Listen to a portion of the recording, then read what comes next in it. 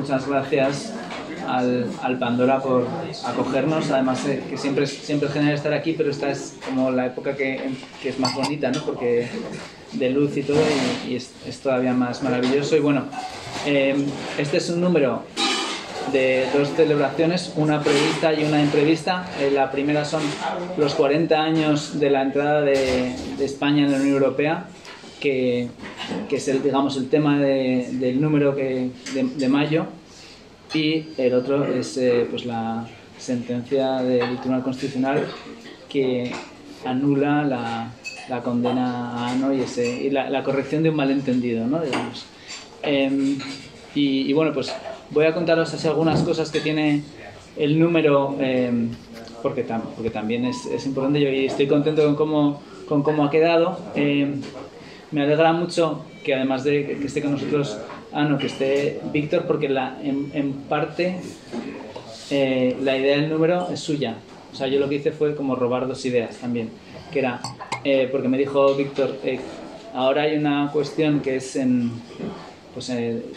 la identidad política europea, ¿no? Como en este momento, pues tanto, no exactamente frente a Estados Unidos, pero sí para Estados Unidos sí que es frente, y un poco atrapada. Y luego, otro día había Isidoro Tapia, me decía, bueno, los 40 años de la entrada de España en la Unión Europea no es a principio del año que viene, sino que el tratado se firma en junio, ¿no? Y dice, bueno, pues nos adelantamos, que es lo que siempre intentas hacer los pequeños para dar por sorpresa, ¿no? Y entonces el número, pues Isidoro Tapia hace como un repaso de lo que sería los avances que posibilitó, que por una parte es que te exige cumplir unas reglas fiscales, o sea, te obliga a hacer una regulación fiscal que permite el desarrollo del estado de bienestar, y por otra parte eso te garantiza fondos para el desarrollo de las infraestructuras. Y luego el texto de Víctor, que ahora nos podrá contar un poco más, es ese animal extraño que es la Unión Europea y cómo se puede describir, ¿no? Es como lo del, un poco los ciegos que decían, es un elefante, es un camello, es un tal, ¿no? Entonces hay alguien que lo vea entero. Y luego también un texto que está muy bien, de Pablo Rodríguez Suárez, que estuvo 10 años de corresponsal en Bruselas, ¿no? Entonces cuenta muchas cosas sobre malentendidos, sobre lo que no sabemos, hace un decálogo. Y también yo creo que otra de las cosas muy generacionales, ¿no? Que es las becas Erasmus. Entonces me parece que simbólicamente también es algo muy importante para Europa, y hay un texto sobre ese tema. Y luego, bueno, hay otras muchas cosas. Hay pues una reseña que hace Ricky Duda de un libro de Philip Sands, una especie de libro que escribe Bárbara Mingo, que ella reseña un libro que no es como el Me acuerdo del Perec, sino el No me acuerdo,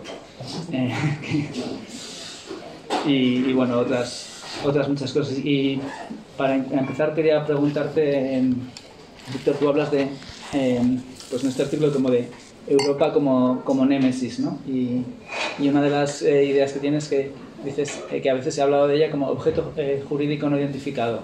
Sí. Bueno, buenas tardes a todos. Sé que aquí todo el mundo quiere escuchar a Anónimo, es la verdadera celebración, entonces intentaré no robar demasiado protagonismo a nuestra estrella de hoy.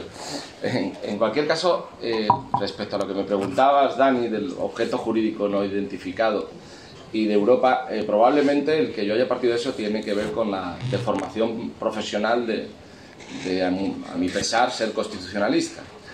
Entonces los constitucionalistas siempre hemos tenido una suerte de trauma con Europa, porque no conseguimos hacer una constitución. Y nosotros nos explicamos las identidades políticas normativamente.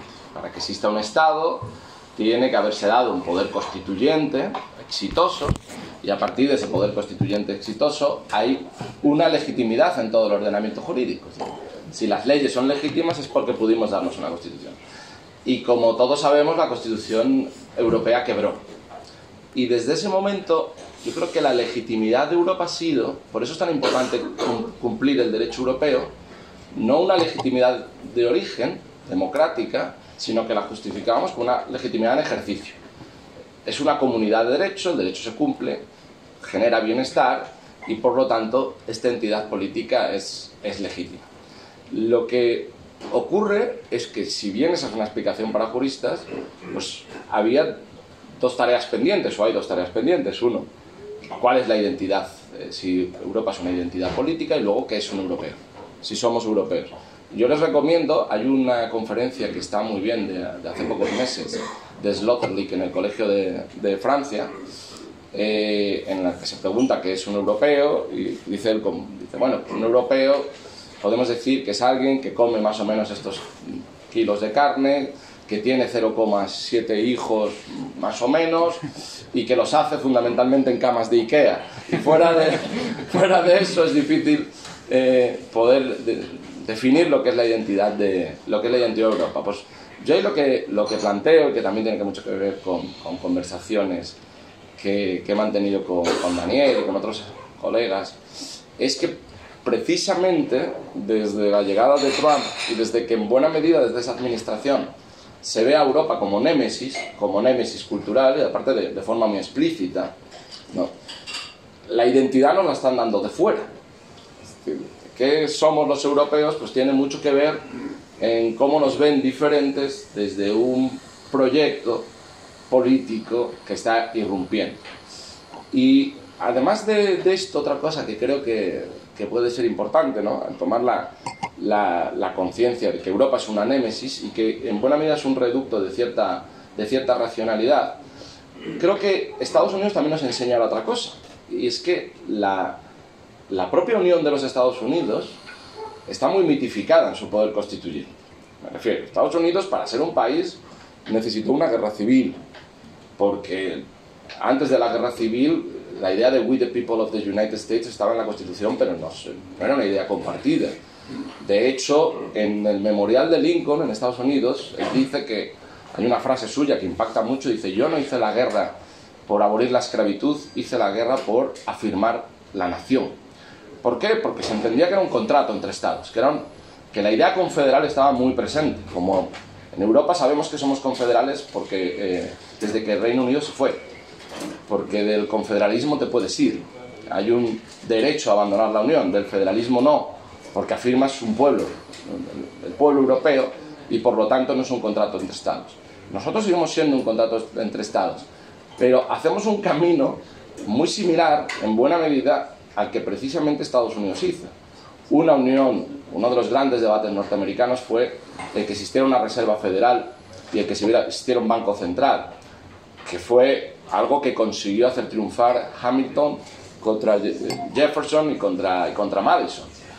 Y esa idea hamiltoniana la hemos vivido nosotros con los fondos Next Generation, y anteriormente con el rescate y con haremos lo que sea necesario de Mario Draghi para afirmar la unidad de Europa.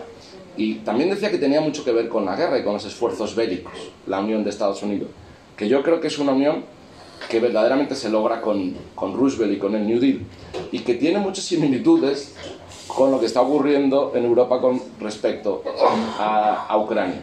Entonces, yo creo que hay como una suerte de poder constituyente evolutivo en Europa, y que probablemente estemos ante la hora de la verdad. Es decir, que sea en este momento histórico donde se dirima si tiene resistencia Europa como para afirmarse como constitución y comunidad, o bien se puede disgregar si hay unas fuerzas, igual que vimos que era posible que Reino Unido dejara la Unión Europea, pues si los resultados electorales nos dicen que el 70% de los europeos son euroescépticos, pues materialmente eso también se puede caer, yo creo. Y es un poco de lo que va mi artículo, que no es de los buenos de la revista, porque el bueno, un artículo extraordinario sobre Europa, es el de Isidoro, me parece, el de Isidoro Tapia, ¿no? Porque es desde la perspectiva española, y yo creo que además, sin ser nada sensacionalista en el análisis, explica muy bien el significado que ha tenido en términos prácticos el europeo para un español, ¿no?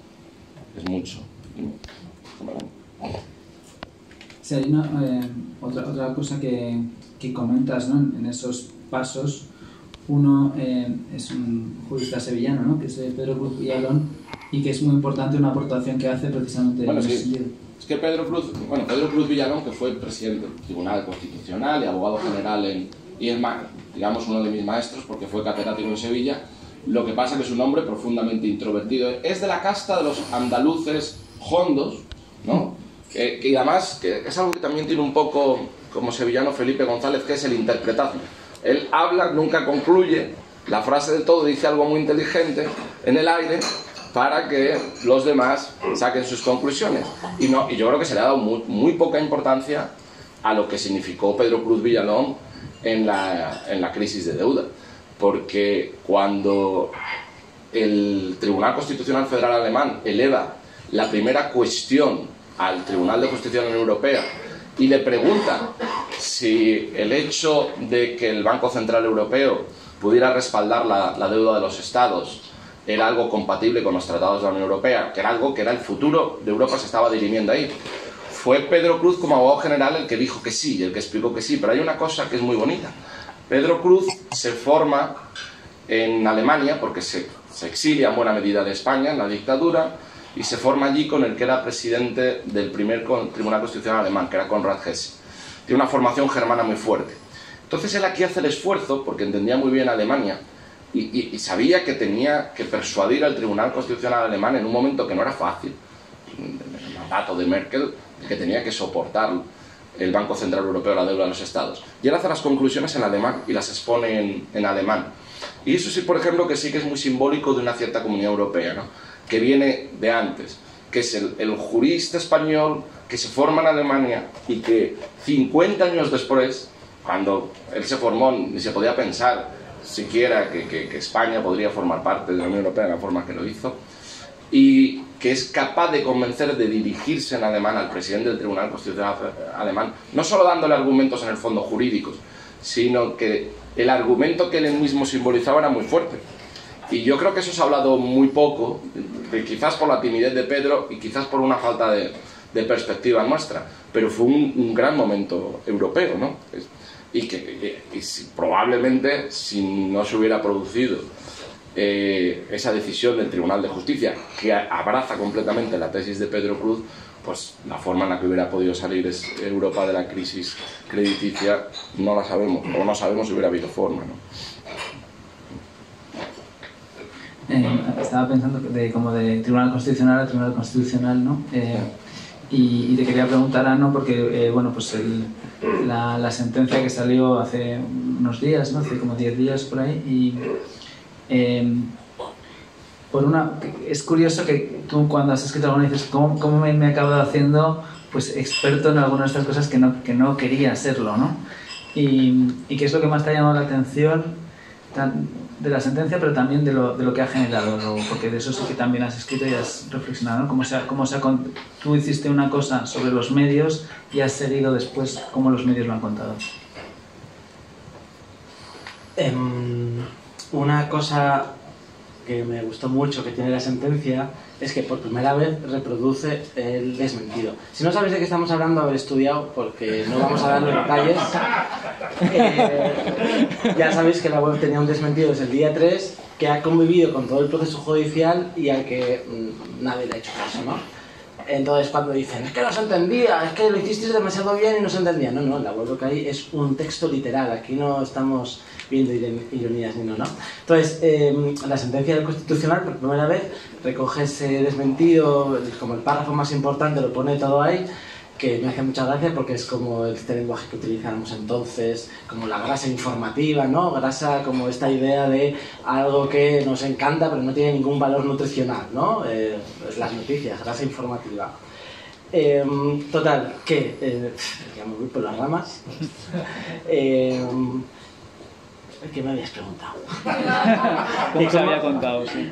Bueno, pues no me acuerdo qué iba a decir. O sea, era un círculo que aquí no me acuerdo qué iba a decir. Estoy un poco fallas, perdonadme.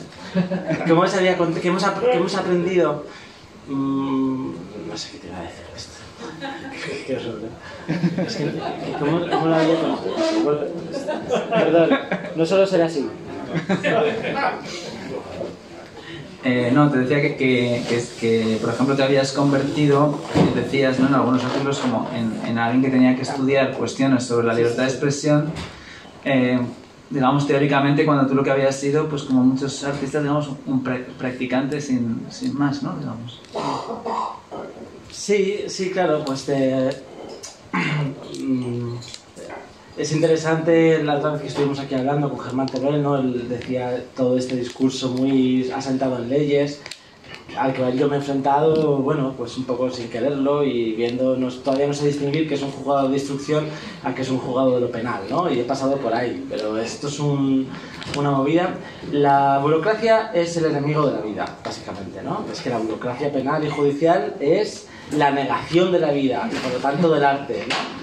Entonces, claro, te meten aquí en un proceso que tienes que rellenar formularios si no vas a la cárcel, pagar dinero si no vas a la cárcel, y eso es la muerte de todo. No estoy diciendo nada nuevo, pero bueno.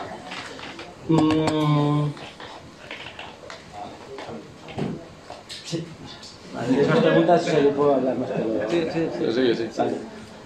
O sea, yo había pensado como decir 4 ideas solo, y por no hacer esto aburrido, ya sabéis todos el tema. Porque al final yo pensando, esto se ha llevado muchas cosas por delante, pero a la vez ha destapado otras muy interesantes, ¿no? ¿Qué se ha llevado por delante? Bueno, pues lo típico, 32.500 euros que ha costado, que es difícil de recuperar. Se ha llevado por delante pues bastantes cosas personales en las que no voy a entrar, ¿no? Una de las más importantes que se ha llevado por delante es Homo Belamine, que es el proyecto que vio nacer el Tour. Homo Belamine duró 7 años y esto han sido 6 años y medio de proceso judicial. O sea que en magnitud es la mitad de la historia de la vida, ¿no? Pero bueno, hasta aquí me voy a hacer la víctima, que ser una víctima es una auténtica basura, así lo digo. ¿Y qué ha destapado? Pues ha destapado muchas cosas guays, ¿no? Algo que ya sabíamos, tu libro magnífico, que después de contarlo yo me creía que iba a ser muy, muy judicial y no, o sea, es un estudio sobre el arte y los límites del arte, pero ni siquiera, o sea, tiene una parte muy legal, pero ni siquiera, ¿no? Una colección de fuentes y citas que me quito el sombrero, se me ha olvidado traértelo para que me lo firmes. No te preocupes, yo te mando uno. Es que el mío lo tengo subrayado ya, o sea, no. Y...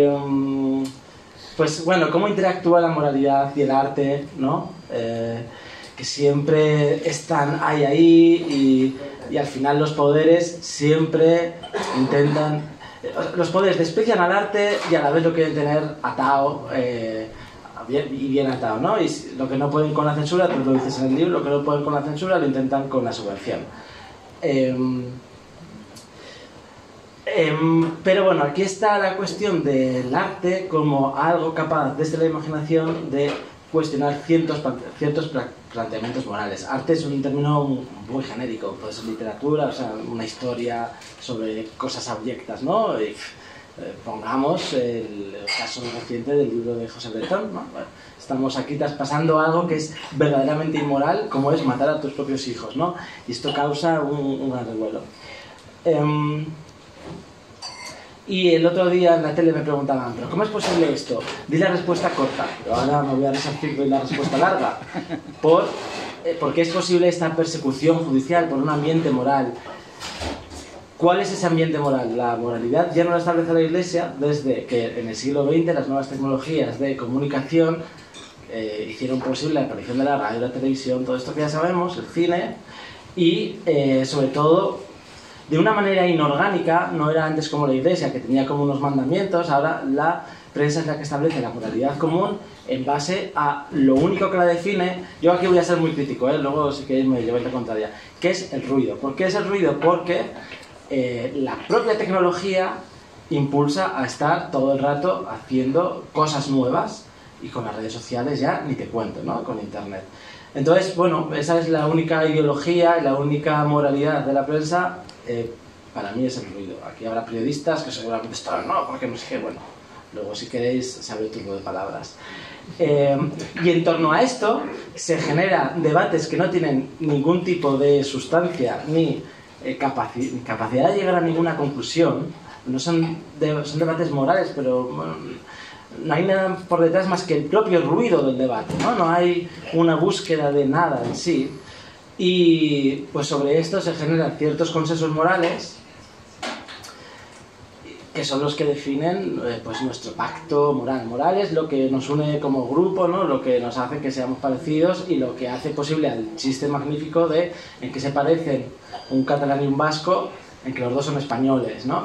Porque comparten ciertas cosas que no comparten con un esquimal, ¿no? Y una de ellas es una moralidad compartida en torno a cómo su relación con la familia, su relación con el trabajo, su relación con ciertas cosas, ¿no?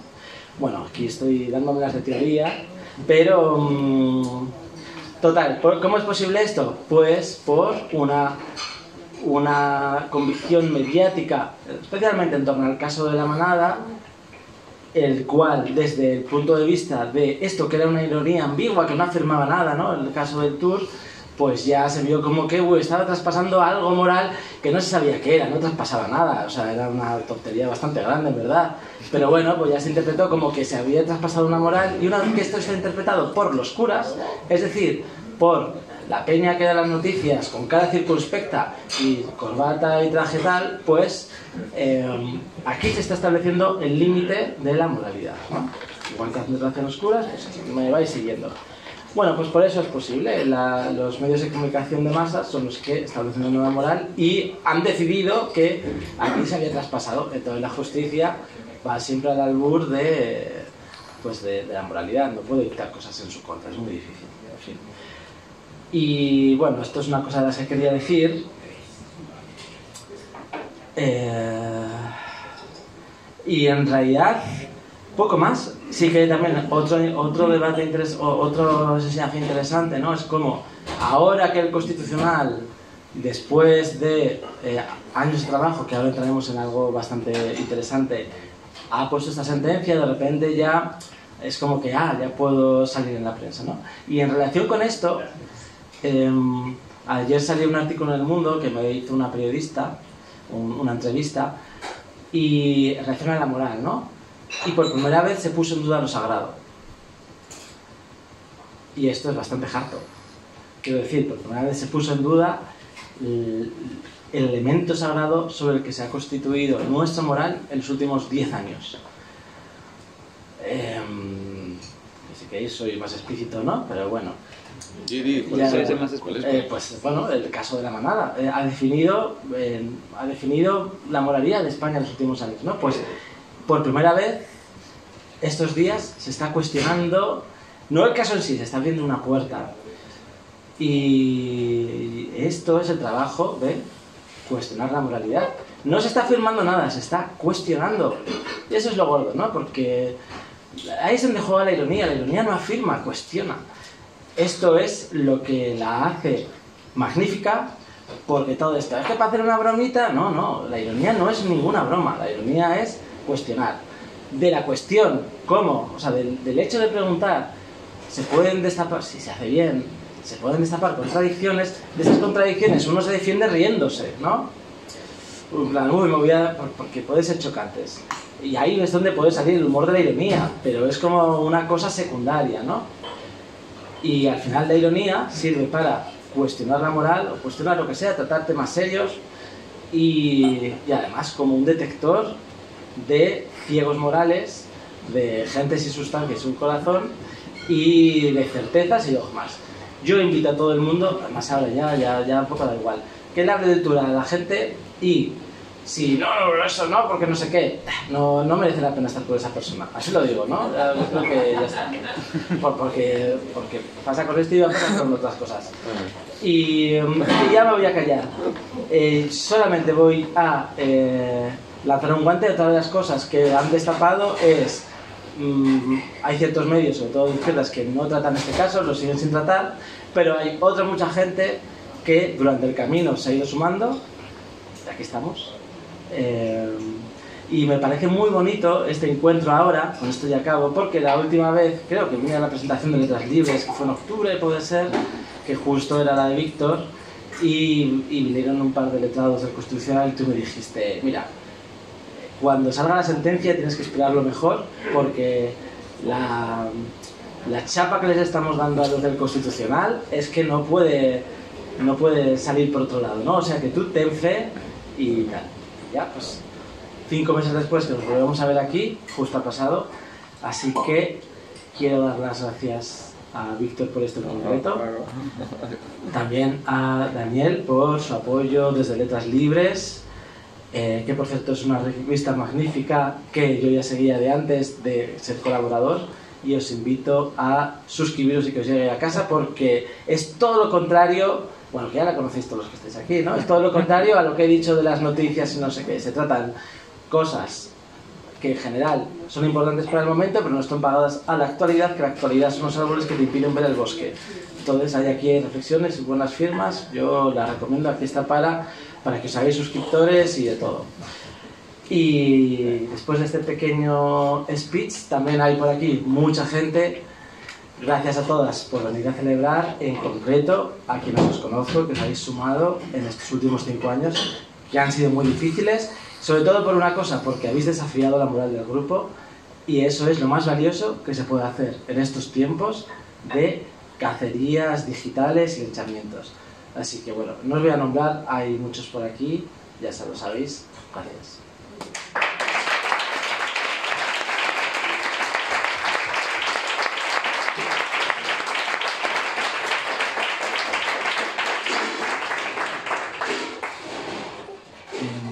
Estaba pensando como, bueno, has hablado de la ironía, ¿no? Y en la dimensión pública de tu caso es muy importante el libro de Juan Soto y Valls, ¿no? Un juicio a la ironía, que hizo que mucha gente lo conociera y que está muy bien contado y fue muy valiente.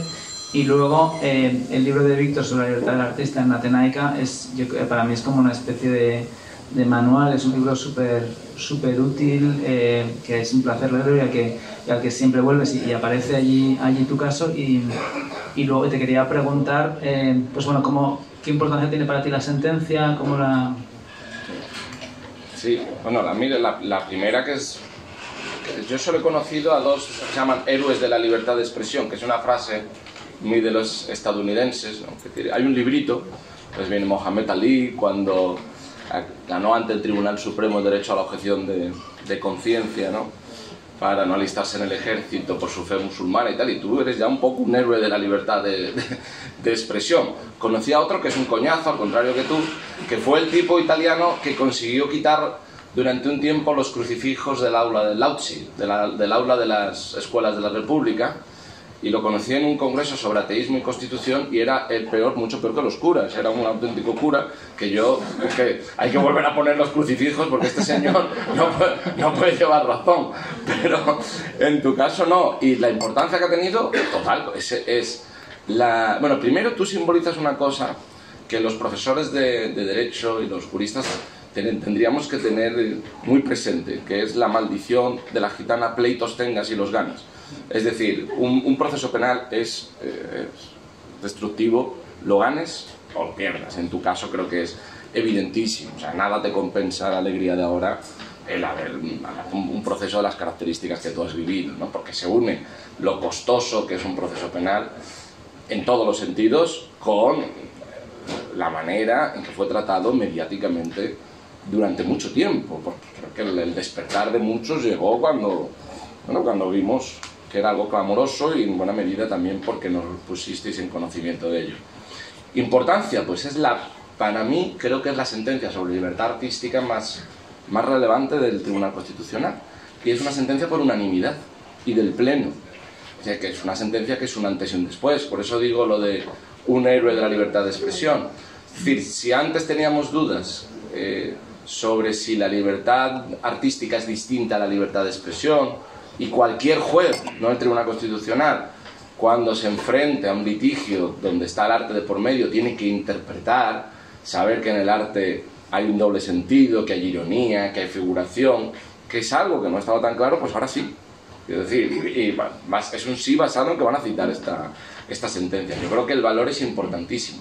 No solo por el hecho de que se haya podido demostrar lo importante que es para la libertad de expresión poder profanar los tabús morales, para la libertad artística, ¿no? Que es evidente que se demuestra al margen de la sentencia, ¿no? Sino porque por fin hay un precedente claro. La sentencia yo creo además que es buena. Germán Teruel va a escribir un artículo, bueno, lo ha escrito ya y me lo ha pasado, que está muy bien, donde pone de manifiesto las debilidades de la sentencia, con las que yo coincido, pero la importancia que tiene que hayan sido en este tribunal los 12 magistrados los que hayan sacado esa sentencia adelante es tremendo. Es decir, que yo prefiero una sentencia menos ambiciosa pero con esa unanimidad, con esa rotundidad, que es una rotundidad corrigiendo al Supremo, que otra sentencia que a lo mejor hubiese dejado opiniones particulares en el camino. O sea que creo que más allá de ti podemos estar muchos de enhorabuena, una sentencia importantísima para la libertad de expresión, para todos. Se estudiará a partir del año que viene en los manuales de derecho constitucional y será muy comentada en el extranjero, muchísimo, porque se unen dos cosas.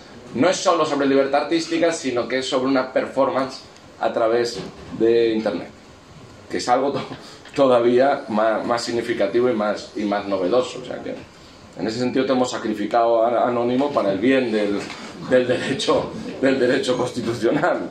Tómatelo, hay cosas peores.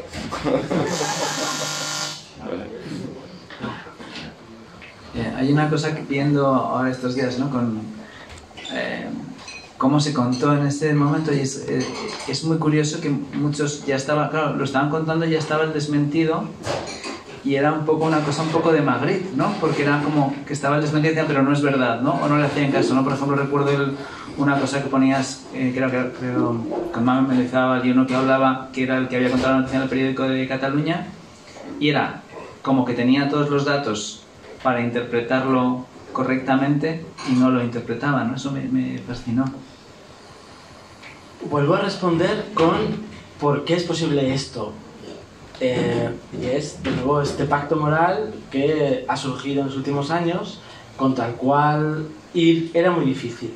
En este caso que estás comentando en concreto, claro, esto salió en las noticias durante varias ocasiones, a lo largo de 1 año y medio. Luego ya es el gran desierto de la travesía del Constitucional de los últimos 4 años, pero el primer año y medio que pasó el juicio, la denuncia, las sentencias primeras, pues aquí salió como en 4 o 5 ocasiones en la prensa, en plan a bloque.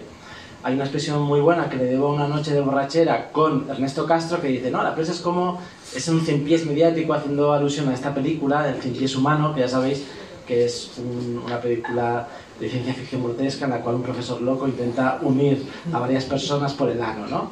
Entonces, y Ernesto Castro hizo esta analogía del cienpiés mediático en la cual hay una nota de prensa de una fuente de autoridad y la prensa en plan, ¡buah! Noticia fácil y rápida, copy-paste, pom, pom, pom, pom, pom, pom, y al final todo es lo mismo en todos los periódicos y ya está, ¿no? En mi caso pasó esto, sobre todo cuando sacaba, las veces que ocurrió, sacó una nota de prensa al Consejo del Poder Judicial y una de las veces la abogada que acusaba, ¿no? Entonces, claro, ella ponía aquí su esto moral del victimismo, no sé qué, todas sus falacias y mentiras, y es muy interesante.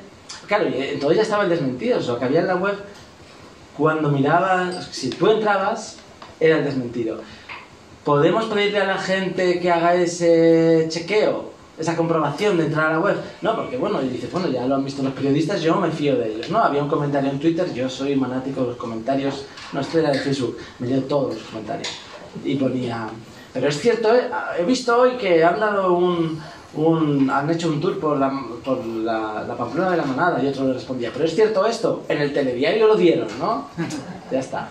Y otra discusión que tuvo Medina, uno de La Sexta, con Juan Soto Ibars, condenado a este hombre, no sé qué, no sé cuál, le respondía Juan Soto Ibars, entérate mejor, esto no es así, ¿qué más me tengo que leer que un artículo que reproduce la sentencia, ¿no? Eso es como, ¿qué más me tengo que leer que la Biblia para conocer la verdad, ¿no? Es un poco así, ¿no? Cuando lo único que te cuesta es asomarte y mirar. En este caso, entras en la web, miras, hay un desmentido. Y lo que he dicho al principio, no, es que, pues también, es que me dijeron el otro día en la tele, que fui al programa La Boca del Lobo, a Espejo Público, bastante interesante. Ese programa está en internet, si lo queréis ver.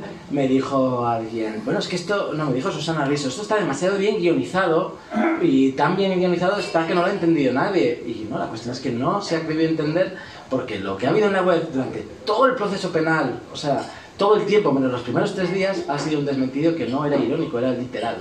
Entonces, bueno, si nadie lo ha querido ver, hay que preguntarse por qué. No es porque no se haya entendido, sino porque no se ha querido entender, porque esto desmontaba un relato, y ese relato es el relato moral. Sí, pero él no ha querido dar, más o menos sabéis todos el trasfondo del litigio, ¿no? Porque hay algo que te has dejado. Es que aunque no lo hubieras desmentido, a ti te condenan aplicándote un tipo penal en el que no cabe comisión culposa. Es decir, que hay que demostrar tu intencionalidad de humillar a una víctima. Y yo os invito a que se lean la sentencia. Es absolutamente indemostrable a partir de esos hechos que tú hiciste una performance con el objetivo de humillar a una víctima de una violación. Es lo que a mí más me llama la atención desde un punto de vista puramente jurídico, porque no cabe la comisión culposa. Es decir, el que hubiera causado daño, si le has causado daño a esta mujer culposamente, no puede tener respuesta penal. A mí lo que desde el primer momento me llamó muchísimo la atención es que aceptaran el elemento doloso. Y lo aceptan porque no toman en consideración la ironía. Es decir, tú no puedes valorar la intencionalidad de un autor, como eres tú, sin contextualizar en que eres un artista, en que formas parte de un grupo que ha hecho otro tipo de performance similares, ya no por el desmentido, sino que es que había muchísimos datos que si juntabas las piezas era muy fácil llegar a la conclusión de que vosotros jugabais con la realidad para demostrar ciertas evidencias que la sociedad no quiere ver. Eso no aparece en ningún momento, en ninguna de las instancias. Es decir, el hecho de que seáis un grupo, eres ultrarracionalistas, y que hubierais llevado a cabo performances similares, nada. Y en cambio consideran probado que tú te has levantado por la mañana y has dicho: quiero humillar a esta víctima y voy a diseñar una página web para causarle daño. Bien, ¿a partir de qué hechos? Eso es a mí lo que, desde el punto de vista puramente penal, más me ha llamado la atención. Por eso voy a cuál es la causa. Yo quería, no sé, ¿cuál es el porqué? Es el ambiente moral. Es que, claro, ¿no? Y que tiene la jueza, tienen los periodistas, pero que la jueza vive, lo cree, o sea, no sé, ya pensaría que está haciendo el bien, ¿no? No sé. Y por eso dice, bueno, pues voy a retorcer la ley, el fin justifica los medios. No, o sea, yo creo que al final la respuesta puede ser un poco esa. No sé si está escuchando. Pero luego hay una cosa que es, o sea, además de eso, que es interesante, que sí que se ha empleado más veces luego ese tipo, ¿no? Sí. Y de hecho tú has escrito sobre eso en Letras Libres, ¿no? Que es 173. 101. Y es esa idea, ¿no? Que bueno, si puedes contarnos, que también hay algo que me llama la atención, como de psicología social, porque era como en el libro de Luis G. Martín sobre José Bretón, también lo pensaba que es, no, este libro hace daño a la madre, ¿no? Que bueno, esta madre ha sufrido una cosa tan terrible que me parece que hay algo como de que nosotros nos colocamos, o sea, queremos ser un poco partícipes de ese dolor de alguna manera, cuando, pues si te sucede una cosa tan terrible, a lo mejor un libro no es tan doloroso o está en otro margen, ¿no? Pero si nos puedes contar este artículo que hiciste. Respecto a esto primero que dices, claro, aquí hay una cuestión que pasa con mi caso y pasa con Luis G. Martín. La prensa puede hablar de lo que quiera y se ampara en, no, es que estamos informando. Bueno, no estáis informando, estáis dando morbo. Luego de ahí sale la información como algo secundario. Bueno, en realidad lo que están vendiendo son anuncios. Entonces, para vender anuncios tienen que hacer como que están informando de otra cosa, pero para captar la atención venden puro morbo. Como ya veis que soy un poco crítico. Entonces, la prensa puede hacer esto para venderte publicidad, pero tú luego no puedes hacer un chiste, ¿no? Porque son los periodistas los primeros que se ofenden por este chiste, ¿no? En este caso, el siguiente caso que ocurre es el de Camilo de Ori, que, si no conocéis, para mí es el poeta máximo de la actualidad. O sea, está a nivel de Baudelaire y por ahí, lo digo en serio, seguidle en sus redes sociales, por favor. Y él hizo chistes de humor negro sobre el caso del niño Julen que cayó en un pozo, como todos conocéis, aunque no queráis, porque la prensa no estuvo dando la matraca durante las 3 semanas que duró su falso intento de salvamiento. Pues claro, estaba la prensa todo el rato con esto, al tío se le metió en la cabeza y empezó a decir chistes de humor negro, y fue también luego perseguido por este mismo artículo 173.1 de trato degradante, que se refiere a conductas tales como raparle el pelo a una mujer con disfuncionalidades, obligarla a sentarse en posturas incómodas, obligar a otra mujer a prostituirse bajo amenaza de arma blanca, tener a Peña encerrada en una habitación sin acceso al aseo, con la luz apagada, amenazas y golpes, ¿no? Estos son los tratos, las conductas que persigue, y de repente damos el salto a hacer una web o a hacer unos tweets. Y bueno, yo por ahí me di cuenta que aquí algo iba mal, pero es muy difícil, es que entender esa sentencia, o sea, está mal escrita, o sea, está mal escrita, no se entiende, pero además tienes que saber cosas de derecho y tienes que ponerte a ver qué son las fuentes que cita, que son todo STC 8 del 29 de no sé qué, ¿no? Entonces tienes que ir, buscar y ver qué dice esas otras sentencias. Y yo así me di cuenta, no, bueno, pero es que estas actividades no tienen nada que ver con lo que he hecho yo, ¿no? Y ya preguntando a distintos profesores, aquí en concreto a Jacobo Dópico de la Universidad Carlos III, que está muy interesado en libertad de expresión, dijo, no, esto es la segunda vez que ocurre, la primera no fue Camilo de Ori, o sea, yo soy el primer condenado, pero hay una denuncia previa, que son unos tuiteros de Valencia que escribieron mensajes realmente duros contra un niño que había dicho que quería ser torero y tenía leucemia y luego murió, ¿no? Entonces estos son los primeros procesados, pero los condenaron después que a mí. Yo soy el primer condenado. Y bueno, hay más. Luego también ahora está la siguiente que está es Cristina Seguí, por unos comentarios también sobre un vídeo. Y esos son, creo, los casos que hay ahora mismo abiertos, ¿no? Y con eso doy un poco respuesta a este tipo penal, que por supuesto, para aplicar esto de repente pasar de tener a unos niños encerrados malnutridos en una habitación con pañales sin cambiárselos a hacer una web, ¿no? O sea, claro, ¿cómo lo aplicas? Pues todo el rato estirando la realidad hasta hacerla totalmente reconocible.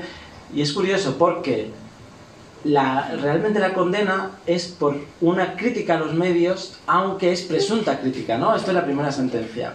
Entonces, es una presunta crítica, luego usted sabía que haciendo esta crítica iba a causar necesariamente daño a la víctima. Siempre utilizamos la palabra víctima, que es una palabra dura hoy en día. Yo, en este caso, la voy a utilizar, yo siempre digo que utilizo chica, aunque, claro, por nombrar cómo lo hace la sentencia, es víctima, por lo tanto, hay un agresor, ¿no? Usted quería hacer una crítica, vuelvo, y para hacer la crítica asumió necesariamente que iba a hacer daño a la víctima, ¿no? Pero, es la sentencia de Schrödinger, pero a la vez dice, pero la víctima sufre porque piensa que hay unas personas recorriendo los lugares donde fue brutalmente agredida, ¿no? Entonces, bueno, ¿a qué nos atenemos, no? Básicamente eso sería el resumen, por no irnos en la cantidad de falacias, interpretaciones falsas, etc., ¿no? Pero eso sería el resumen. La sentencia de Schrödinger, para justificar el dolo, en este caso, ¿no? Mi intención de humillar dice que necesariamente yo sabía que iba a causar daño, para justificar el sufrimiento dice parte de otros hechos, ¿no? Que es que había un dolo real. Entonces, bueno, pues a partir de aquí ya, lo que quieras, ancha Castilla, ¿no? Hay una cosa que dices que bueno, seguimos en el mismo tema pero en otra parte del asunto, que dices en tu libro y has dicho en alguna entrevista, que es que, claro, que pensamos a veces, ¿no?, en el censor como esa figura que es un poco vergonzante, ¿no?, como oscura, frustrada y tal, y ahora es como que el censor está orgulloso de serlo, ¿no? Sí, bueno, yo creo que ese ha sido el gran giro cultural. La censura se avergonzaba de sí misma.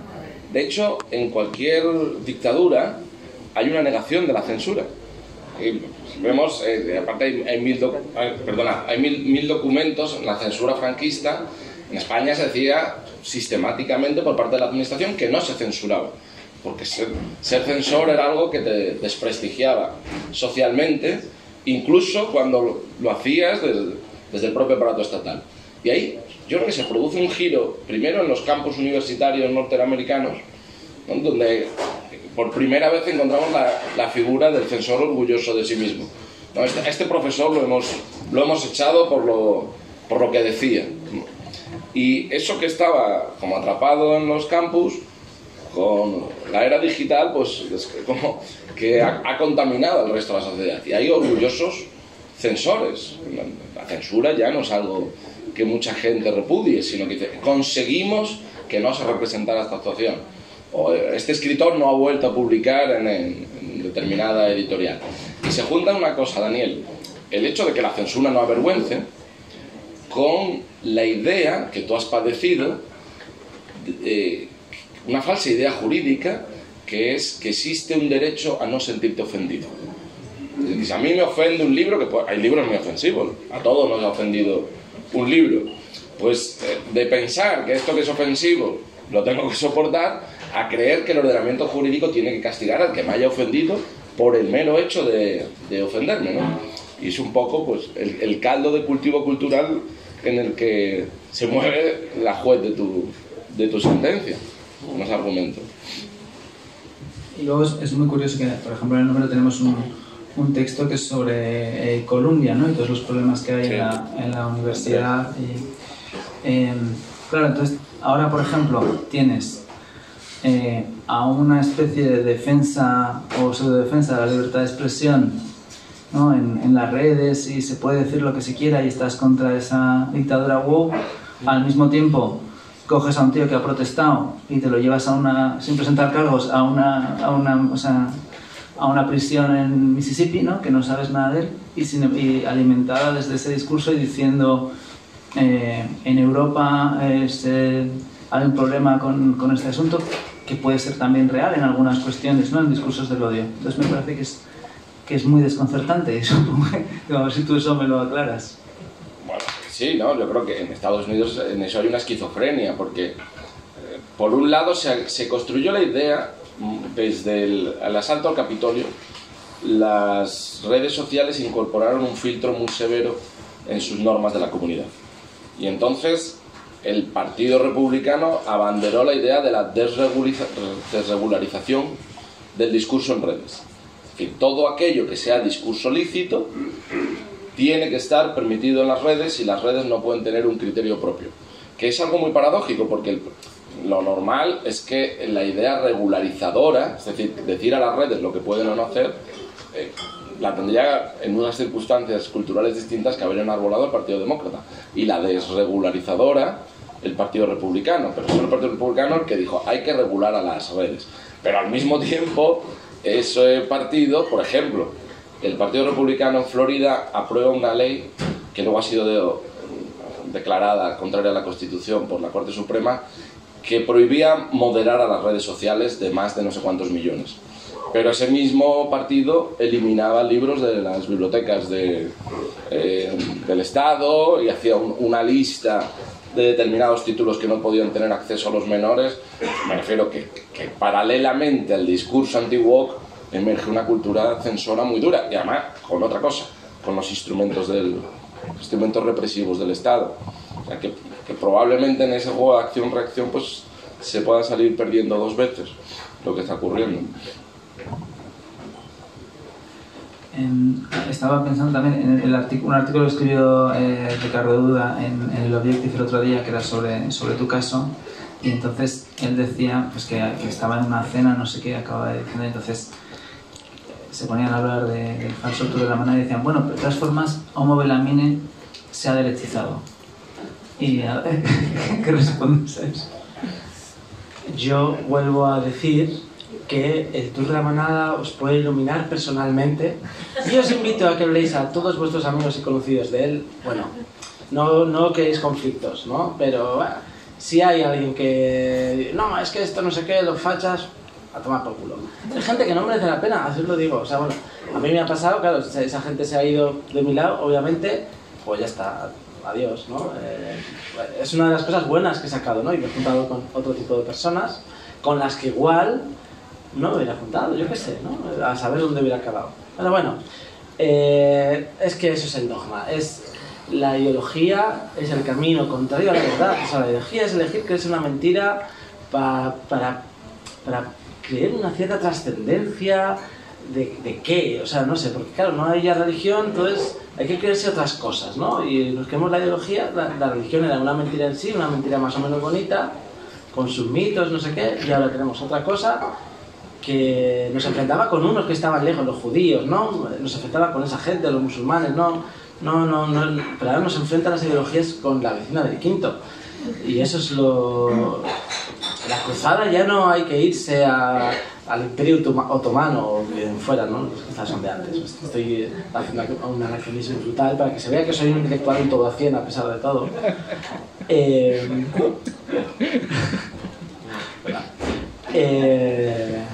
Pero ahora nos enfrentan con el vecino de Quito. Ponte las gafas, no sé qué, ponte las gafas. Eso es, en plan, créete la mentira, ¿no? Créete esta bella mentira que te hará sentir trascendente y pensar que estás luchando por un mundo mejor. Mentira. Entonces, la ironía destapa estas certezas y en ese sentido, bueno, el tour es bueno y os puede ayudar para separar la paja del grano humano. No sé si tenéis alguna pregunta. ¿Bien?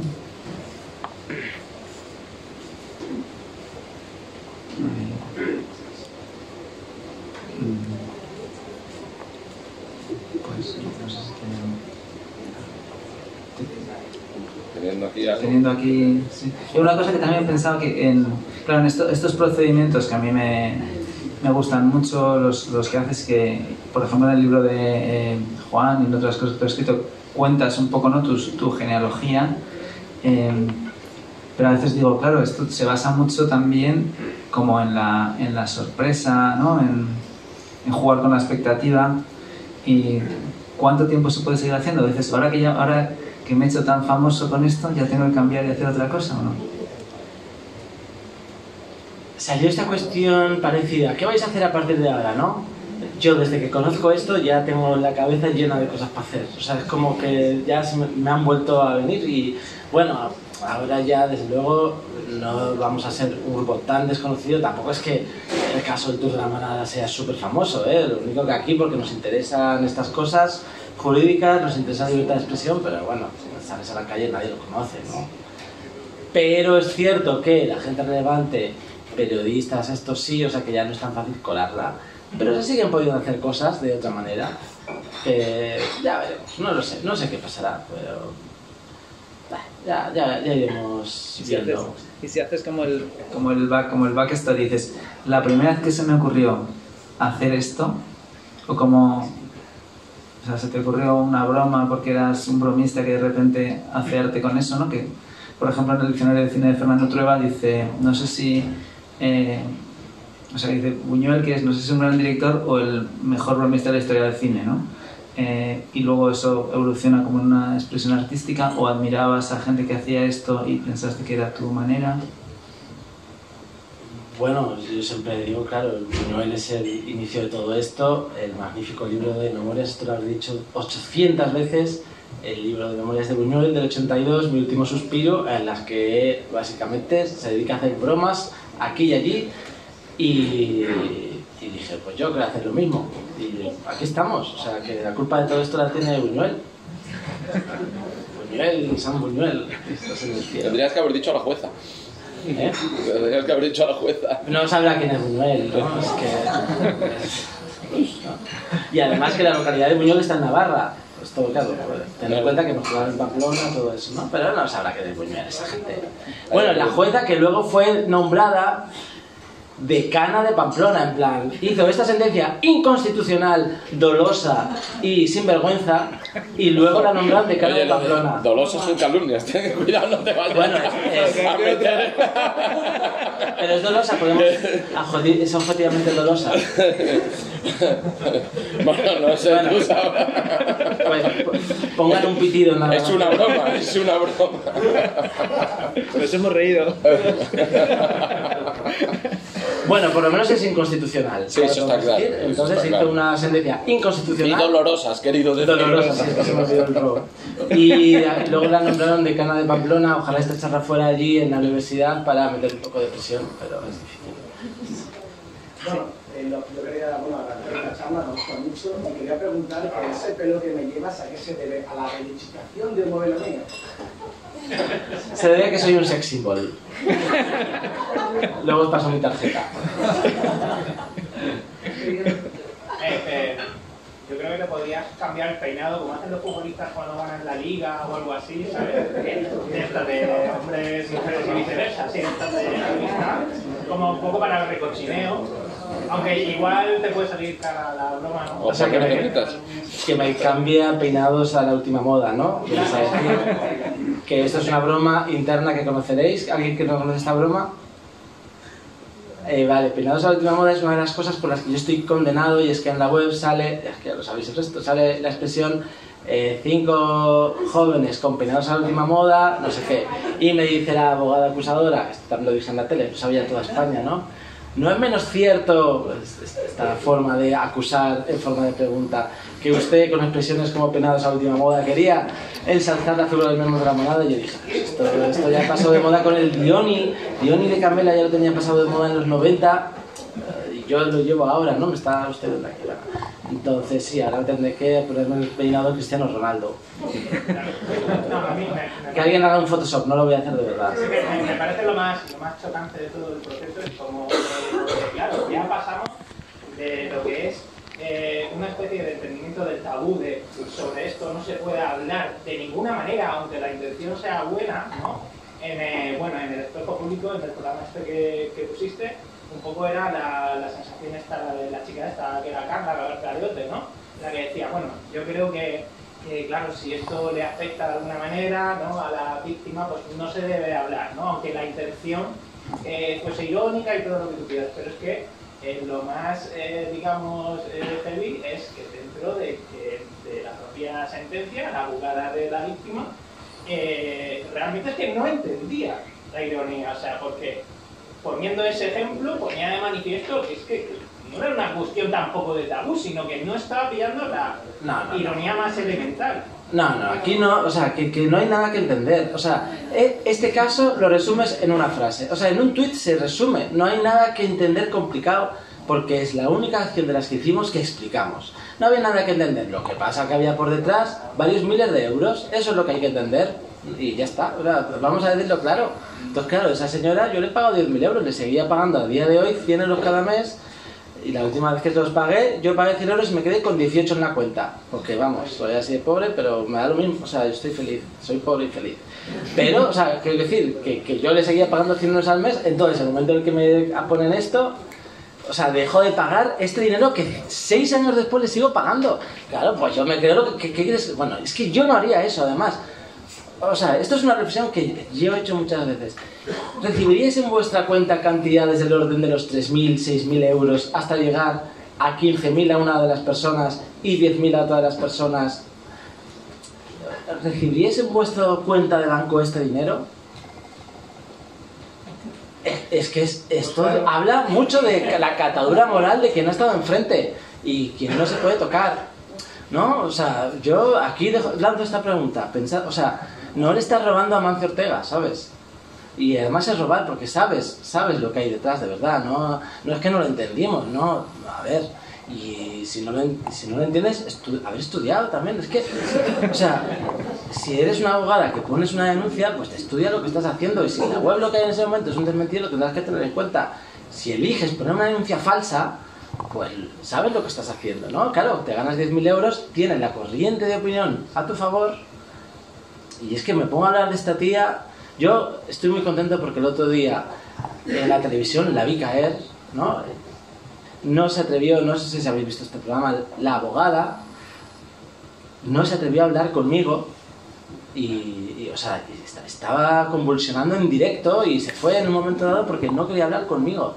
Entonces, claro, ella seguía su discurso de usted es un inmoral y yo no voy a hablar con un inmoral. Lo que pasa es que yo soy un inmoral que de repente las tornas han cambiado y ya tengo al Constitucional de mi parte. Entonces ya no soy un inmoral.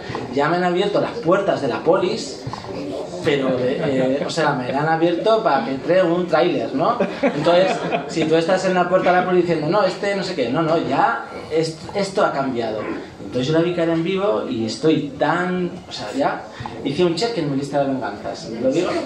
Pero bueno, esta tía, bueno, pues nada, se dedicó a poner una denuncia falsa en nombre de una persona tan sagrada para la constitución del contrato en España en los últimos 10 años, y esto es lo que está saliendo a la luz, y eso es lo que en realidad he estado peleando, ¿no? Ir en contra de lo sagrado, ir en contra de la moralidad. Eso es la gran pelea. Y no es que yo me haya puesto contra ella porque he querido, o sea, si se han enfrentado contra mí, pues he dicho, me voy a quedar aquí quieto, ¿no? Pues no, algo tendré que hacer. Una cosa que es importante de esta sentencia también, que hay que criticar a los jueces cuando se lo merecen, porque hay un mantra, ¿no?, del poder, no, por favor, respeto al poder judicial. El poder judicial es un poder del Estado, que las sentencias son públicas, los procesos penales se rigen obviamente por un principio de publicidad y podemos disentir. Y tú decías, yo no entendía la retahíla de sentencias, que ese es un problema del argot de la justicia a veces. La justicia, obviamente, hay aspectos muy técnicos, pero tiene que ser inteligible. Y podemos discrepar, y no hace falta, se puede ser lego en derecho y entender, y que nos argumenten motivadamente, porque una sentencia no está dictada conforme a derecho. Y criticar a los jueces, es que hoy veía que en la Asamblea de Madrid retiraban la palabra a un diputado que hacía una crítica al Poder Judicial, pues que se puede hacer una crítica al Poder Judicial. Luego podremos interpretar críticamente a quien, de manera infundada, hace alusiones al mal funcionamiento de la justicia, pero eso es un juicio que corresponde a los ciudadanos. Y tu caso es un caso evidente de lo importante que es, a veces, cuestionar el funcionamiento de la justicia. No pasa absolutamente nada, como cualquier otro poder del Estado. Si nos hubiéramos tenido que callar con tu sentencia, porque ha dicho el juez, subsume, hay unos hechos, un tipo, lo aplica y se acabó. ¿Por qué? Porque la justicia funciona como funciona un razonamiento subsuntivo matemático. No, claro que no. Entonces, eso es otra cosa importantísima. Pues los 12 magistrados del Tribunal Constitucional, 12 consideraron que todas las instancias judiciales se equivocaron. Se equivocaron en la tipicidad, se equivocaron en cómo interpretaron la libertad de expresión y se equivocaron en el elemento doloso. Joder, no es poca cosa, todo esto lo dice la sentencia. O sea, que es otra lección importante. No, yo quería comentar, ahora que habéis hablado de lo del Buñuel como creador de bromas, creo que fue una película de los 50 o los 60, de nueva mexicana, que vio Rossellini, creo que en Cannes, y le dijo a la mujer de Buñuel si le pegaba a Buñuel. Esa idea de no poder separar lo que es la ficción de lo que va a ser la vida real. Y creo que le ha pasado a la caso con el tema de la manada, que ha habido una especie de sesgo cognitivo que no se ha querido o no gustado de interpretación. Bueno, no sé si le pegaba, pero sí que la encerraba en casa cuando... ¿no? O sea, premio al feminismo Buñuel no lo ganaba tampoco. Sí, bueno, hay un artículo que ha publicado Alejandro, no sé, es un apellido en Facebook, es Ango, no sé cuál es. Alguna vez ha estado por aquí. Molina, sí. Que dice, bueno, la sentencia constitucional le exonera, pero porque es un buen feminista, ¿no? Como que la web incluía ciertas expresiones, o sea, bueno. Entonces, tampoco realmente es que ataque una moral, ¿no? Sino que me dice que yo ya realmente estaba dentro de esta moralidad y de hecho, bueno, pues muchos de los comentarios, que como ya os he dicho, soy un maniático lector de comentarios, pues me ponen, no, pero este era un rojo, pues lo tiene merecido porque él ha auspiciado este ambiente represivo, ¿no?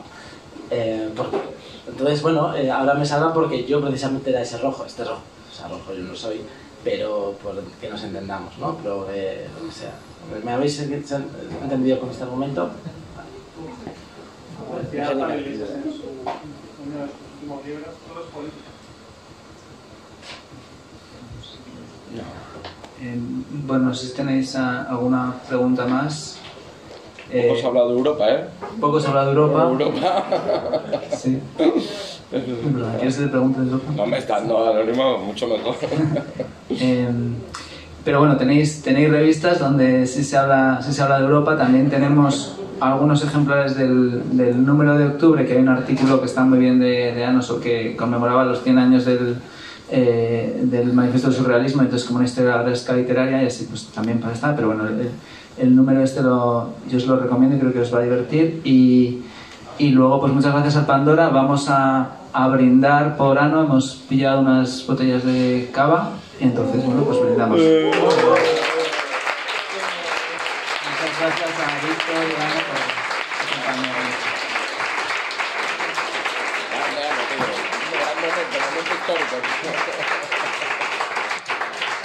Y ahora se te va a querellar la jueza, que es lo más... Que se va a querellar la jueza.